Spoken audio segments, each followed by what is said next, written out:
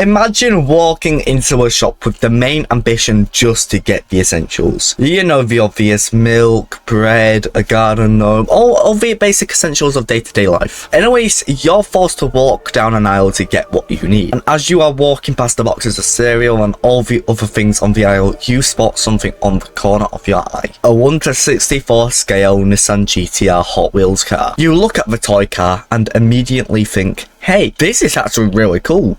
You know what? I'm going to buy this. It's only £1.50. So you pick it up, get your groceries, pay to leave the shop, and then over the next 6 years, you start getting hooked to buying miniature model cars to the point where you have over 500 separate cars, approximately, because I cannot be bothered to count them all. Well, believe it or not, I don't have to imagine that story because that actually happened in real life. You see, I'm part of a certain community in today's society which goes by the name of collectors. For those who don't know what a collector is, it is someone who likes to collect merchandise or memorabilia of a certain subculture or interest, which usually revolves around pop culture or a well-known brand or presence in day-to-day life. And there are collectors for almost everything: Pokemon, Funko Pops, clothes, shoes, cars, even McDonald's memorabilia. Whatever you name, someone probably has a collection stashed away or on display. So in this video, I will be talking about my personal experience of being a collector and the reality of being one. So strap in and freeze your bank accounts because this will be one hell of an experience. So straight away, I should probably relate to you what constitutes a collector. So like I mentioned in the intro, a collector is, well, someone who collects things. It could be anything. If you have an interest into something, you may want to start collecting items on and or memorabilia of that certain thing, so you have a piece of your interest to fascinate about. And there really are collectors for everything. You have collectors of fancy and expensive art pieces, collectors of old and legendary cars, collectors of merch and items from a shop, say for example Tesco, the whole shebang. The list goes on from commonly known collections such as Pokemon to lesser known collections such as plants and different types of rock. Now, a lot of people think that collectors have to have a lot of different types of memorabilia and a huge museum worth of items to call themselves a true collector. Or whoever said that has more bullshit than a Spanish farm, because that could not be further from the truth. To class yourself as a collector means to see yourself as a collector. Of course, you have to have some things. You can't just say you're a collector of Pokemon cards and have nothing.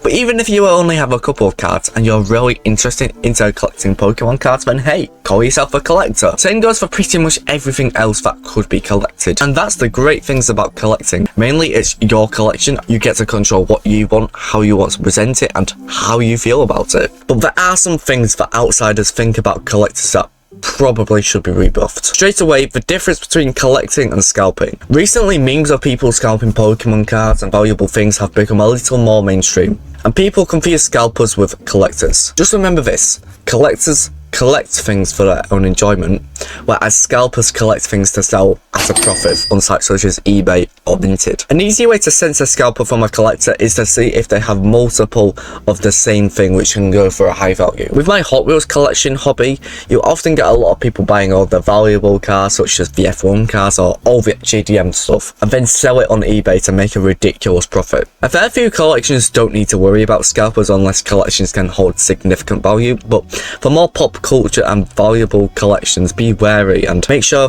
that if you are going to buy something, buy it at the right price and try not to get ripped off. This also applies for the ideology that a collector must have a lot of valuable things to call themselves a collector. When I heard this, I actually started laughing uncontrollably, because having valuable things doesn't define you as a collector. Yet again, not everyone has the money to buy an exclusive or rare item for its value unless found in the wild. Yet again with the cliche, but it's your collections. Buy what you want, keep what you like, and display your collection as you wish. Honestly, whoever said that collectors must have rare things, generally they just need to leave, because that's just a horrible stereotype. And of course, that leads me on to how people actually enjoy collecting things. Again, with the weird cheesy stuff, but generally it's your collection. Who actually cares if user 729713729 says, actually you shouldn't collect that because etc etc. The word is in the sentence. It's your collection, so just do as you please. And for all you people who are curious about what being a collector is like, let me talk to you about my experience as a British Hot Wheels collector. First of all, let me emphasize this one last time. This is my experience and it's for die-cast cars, so all of this is subjective depending on what you collect. But being a British Hot Wheels collector quite often is pure pain. First of all, the rare and most sought after cars are often poached by all the employees and scalpers, and the way most British shops are set out, it is a lot harder to find all the mythical loot. Actually, I just wanted to say this is a little bit off script, but I've just had an experience that's happened today. So there's a shop in the UK called Matto, and it normally sells clothes and homeware stuff, but it does also sell toys, and I was just, you know, on a little bit of a run. I was passing a Matto and it's thought, well, you know what, I'm just gonna quickly go in there, see what they have. I go out to the Hot Wheels section, absolutely nothing. But then an absolutely legendary employee just walks past and says, hey, I've got 3 boxes of Hot Wheels in the back. Do you want to go through them? Hell yeah, of course I want to go through them. I'm a collector. You're literally offering me gold loot. So I'll go through them, and there I find an absolute legendary find. The Hot Wheels F1 Scuderia Ferrari. Which, you know what, is great. I love it. I've been looking for it for months. But it wasn't like I just bought one on Amazon for, yeah, quite a lot of money. But that's what a lot of British, even European Hot Wheels collectors sometimes feel like. We'll find a car after we've just bought that car on, say, eBay or Amazon or hence another reseller site, Etsy, Vinted. Sticking with the idea of reselling, you will also have a lot of valuable Hot Wheels cars. In Hot Wheels, you have treasure hunts and super treasure hunts. Treasure hunts are a little rarer. You normally get 1 per box of Hot Wheels, but super treasure hunts are very rare. And I think the odds, 1 per box, I think it's like 1 in 13 or something. Those cars can go for a lot of money. Normally, you can buy a Hot Wheels car for about £2 in the UK, depending on where you get it from. Those cars on eBay sell for about 60, 70, 80, even up to £100, depending on the model of car. So for them all to be poached by scalpers and employee resellers, it is just super annoying. Yeah, speaking of which, a lot of kids like to take out cars out of the package and steal them, which, you know, I know kids are kids, they're gonna steal, but when they take all the good cars, it's just so infuriating. And to be real, it's so annoying to see collectors in America and Australia and pretty much everywhere else in the world, even probably Liechtenstein, getting all the good stuff when I have to go to a One Piece type adventure to get all the cars I want to collect. And also, this is a little more relatable for pretty much every type of collector, but the cost of collecting is actually really bad to manage. I think social media definitely made people feel like they need more things, because